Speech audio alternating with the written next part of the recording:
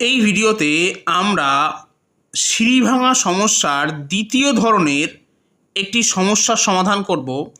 প্রথম তিনটে ভিডিওতে আমরা দেখেছিলাম যে আমাদের এই সংখ্যাগুলো সবকটা এক ছিল, এখানেও একই আছে, কিন্তু প্রথম তিনটে সমস্যায় এই যে চিহ্নগুলো যেগুলো এখানে মাইনাস আছে সেগুলো সব প্লাস ছিল, এখানে মাইনাস দেওয়া আছে। এখানেও আমরা একই রকমের ট্রিক ইউজ করব, কিন্তু ট্রিকটা একটু পাল্টে যাবে কারণ মাইনাস চিহ্ন আছে তাই। তো প্রথমেই আমরা ঠিক আগের মতোই সর্বশেষ বা সবার নিচে থাকা যে ভগ্নাংশটি আছে তাকে নিয়ে নেব, অর্থাৎ 3/5। প্রথমে লিখব 3 অর্থাৎ লবকে, তারপর লিখব 5কে, লিখে নিলাম।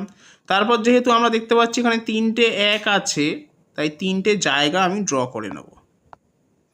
একদম উপরে থাকা একটা বাদ যাবে। তো এক্ষেত্রে নিয়মটা হলো, আগে ক্ষেত্রে আমরা এই 5-এর সঙ্গে 3টা যোগ করেছিলাম, এবার বিয়োগ থাকার জন্যে যেহেতু এই চিহ্নটা বিয়োগ আছে তাই আমরা কি করব, 5 থেকে 3কে বিয়োগ করব, পাবো 2 এবং 2কে এখানে লিখব। এর পরের স্টেপেও একই কাজ করব, এখানেও যেহেতু মাইনাস আছে তাই আমরা কি করব, 2 থেকে 5টা বিয়োগ করব। এখন 2 থেকে 5 যদি আমি বিয়োগ করি তাহলে পাবো -3।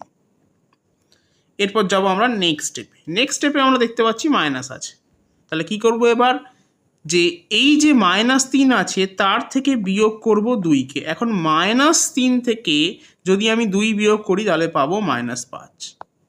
তাহলে আমার শূন্যস্থানগুলো সব পূর্ণ হয়ে গেল। এবার আমি অ্যান্সার লিখব।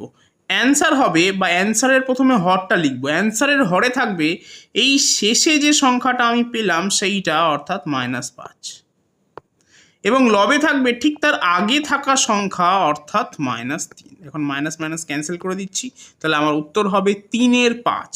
অতএব সঠিক উত্তর অপশন বি, 3/5।